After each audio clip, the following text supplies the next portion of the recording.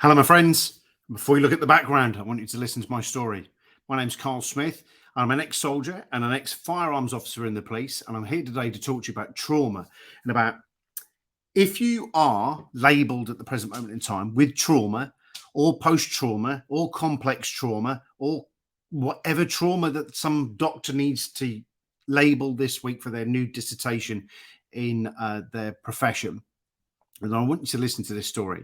I want you to listen to the story I'm going to give you some hope, to give you some ideas. Now, before you start switching off, because there's a thing in the background, let me just give you a little appraisal of where I am and where I came from, to let you understand how I went from somebody with massive amount of trauma, post-trauma, and then went on to live a lifestyle that he absolutely loves now. For those people that are out there that are watching this that feel that they have trauma and traumas for life, you're wrong. You're absolutely wrong. And this is to educate you, because I wish somebody 15, 16 years ago had done this video for me. I wish somebody had done this video to explain to me that what society offers you to get rid of trauma, to deal with post-trauma, is not necessarily the right way. And that thing in the background is going to open up a couple of worms in a moment. Okay. So briefly, for you people out there that have ever served in the military or the emergency services or anything like that, I want to just explain who I am, where I'm from, and then you can then make a decision on whether you think this is right for you or an option or looking at other options. I spent 12 years in the British Army. I went to all the places that your holiday representative definitely won't send you to. I saw some of the worst and the best of humanity. I saw ethnic cleansing, bomb blasts, been shot at. I've seen all of that. And I collected all of the medals that went with it. I then left the army, the British Army, on a Friday and joined the police on a Sunday. And I went straight into policing and then went on to firearms. I then went into UK firearms and I went into firearms training and thoroughly enjoyed myself. But what happened during all of that is on August 4th, 2006, I was involved in an incident that was going to change my life, which was going to turn out to be the best thing that ever happened to me. So I'd seen and experienced all of the crap, everything. You know, whether you've served in the military, whether you've served in the police, whether you've served in the ambulance, whether you've served in EMS, wherever, you know what I mean. But you don't have to have done those jobs to have the type of trauma I'm talking about. I'm just giving you an idea of my background so you can understand. So I'd been blown up, shot at, spat on, pissed on, and that was just in the police. But the point being is that I came out of that with lots and lots and lots and lots of different things that had happened in my past. Lots of things. August 4, 2006, I was hit by a drunk driver. For my US friends out there, DUI. I was, or Canadians, I was hit by somebody who was under the influence of drugs and alcohol. They substantially damaged my legs, my arms, my head, my back, my pelvis, did lots of things. The long story short is that the physical things all were fixed within matters of months. However, what happened is that I was kept on drugs. Now, I am not a medical physician. I am not allowed to say anything. You're not allowed to make any decisions from what I'm now about to tell you. However, the drugs that I was on were masking the real problem, the trauma that was building and was about to be unleashed. Tramadol, antidepressants, all of the other shite that they'd put me on. When I started to wean myself off, I realized I needed more tramadol to cover up the emotional side effects that was going on. I was hitting the drugs, I was hitting the booze, I was hitting all of the other types of things. Everything that was I could purchase in a shop or get from my doctors. But they were covering it up. And it wasn't until I started coming off the tramadol that I started to realize that the emotional effects were going to come out and bite me in the backside. They were going to come get me. And it was something that I had to make a decision on with my family to remedy and to do. And what happened next is the police force I was with offered me CBT, cognitive behavioral therapy, and they also offered me counseling, which may have a place in society, but definitely don't have a place in my life. And some of you, and if you have, please comment below. If you have experienced this before, you're not alone, right? I was given CBT and counseling. They made me suicidal. They made me worse. And the reason being is that the therapist, the person in there had plenty of certificates and lots of other little Gucci things and nice shiny things hanging off their wall. But what they wanted to do is keep going back to the trauma. They wanted to keep going back. We need to go back to the trauma to resolve it. We need to go back. We need to make you feel it. We need to make you sense it. We need to make you, get there so we can really get to what some people call a root cause. But that's not really true in therapy world. You can't get back to the root cause, because in some of your cases, like mine, there would be thousands of root causes. There'd be thousands and thousands of root causes of why we're doing it. So why people go for one, I will never understand. However, that's the way therapists are taught, and that's the way that some deliver it. So the key thing is that CBT and counseling just made me worse, because the therapist just wanted to keep going back to what they call the root cause. They want to go back to the initiating point. They want to go back to a point. Well, in some cases, that is just absolutely ludicrous. And I hope that some of you now start to realize that there are other ways of doing things. I went into work one day and I was really bad, and a police officer who was a hypnotist said, let me show you something. Now, before you all start running off to the hills, hypnosis is not what you think it is. And I've got plenty of videos on my channel to show you about how to resolve trauma with hypnosis. And it's not spooky, and there's nothing untoward going to happen. You can't do that in hypnosis. The key thing is about hypnosis is that it allows the therapist to get the client to a position where they can resolve their own issues. How many of you have ever been to a therapist before, spilled your guts, told them everything, thought you told them everything, and it still hadn't worked? That's because your brain is separated into two elements. The logical part of your brain was spilling out what it thinks is wrong. It spills out what it thinks is wrong, but it's not the actual reason. Your subconscious, unconscious, your monkey brain, whatever it is that sits in the middle of your brain that does all of the fight, the flight, and the freeze mechanisms. Fight, we verbally, physically fight things. Flight, we run away from things. Freeze, we curl into a ball. Most of you would have experienced that.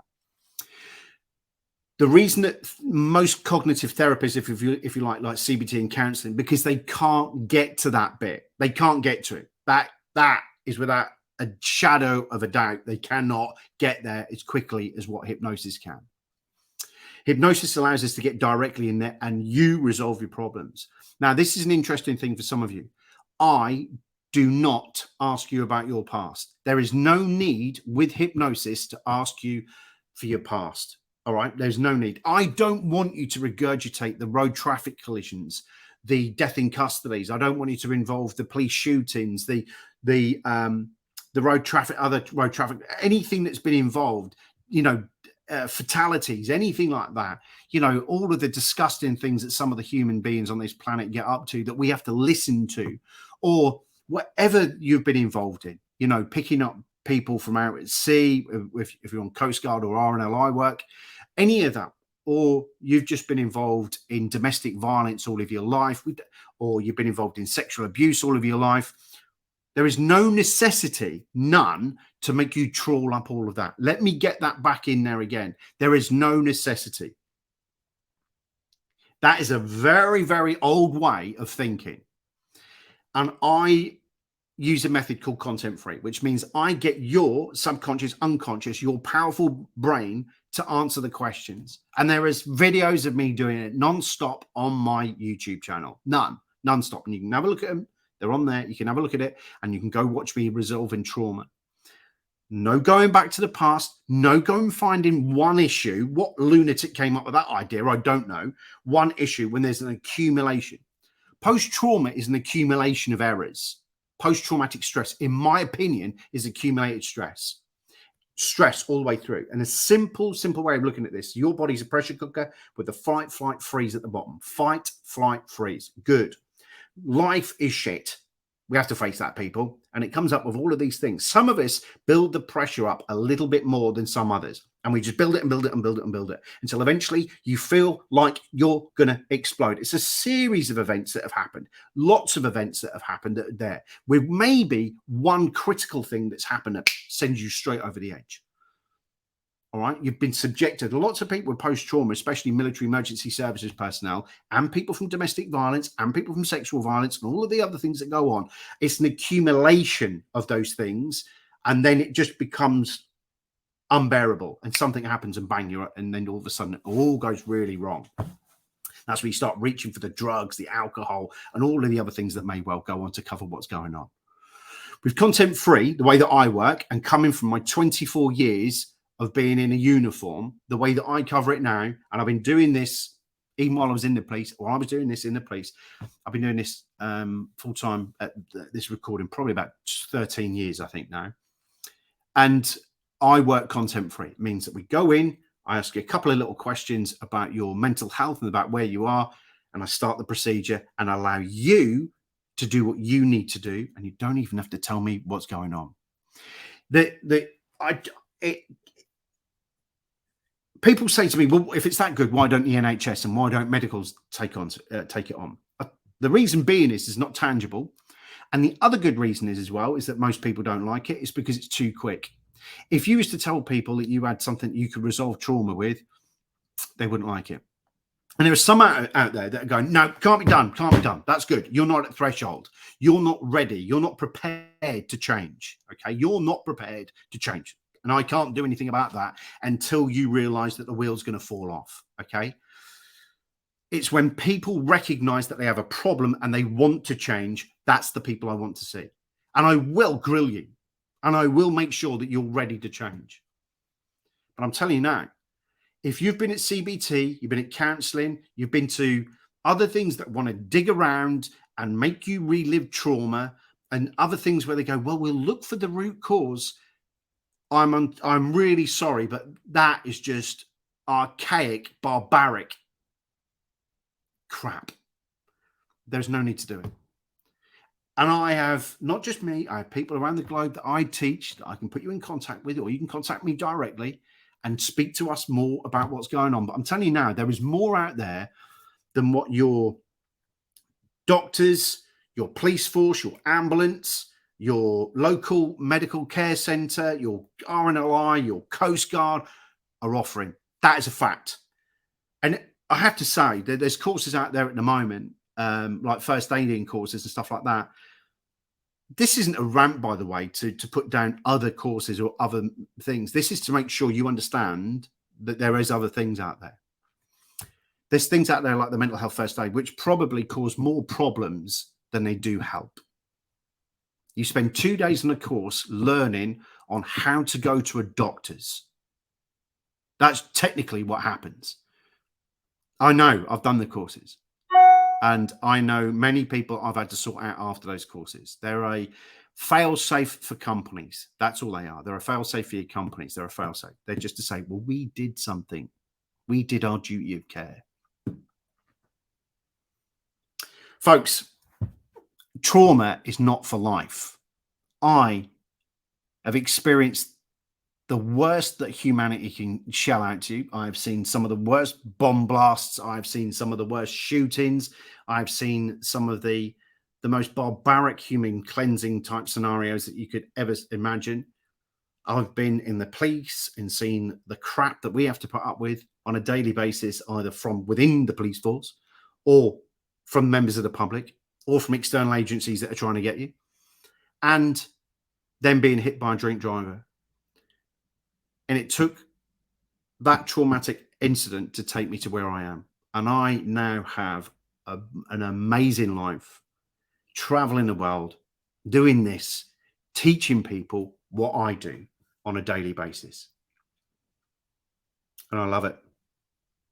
And I don't look back. And I look at the worst day of my life actually became the best day of my life. Some of you may well be experiencing things at the present moment in time, but when you look back on them in 5 years' time, you'll see it as a learning point. I'm going to love you and leave you on that note, my friends. If you want to contact me, just have a look at the contact details below. If you want to learn any more about what I do or watch any of the videos I work with trauma, then go to my YouTube channel and have a look at some of the videos on there and watch some of the things that go on. Very powerful. Just because you're given something by your doctor, by your organization, doesn't make it right. There are more things out there than you would think about. So I'm going to love you and leave you. My name's Carl Smith from the UK Hypnosis Academy. I wish you all well. Be safe out there in this crazy ass world. Much love, my friends. Don't forget, if you want anything, give me a shout. Take care.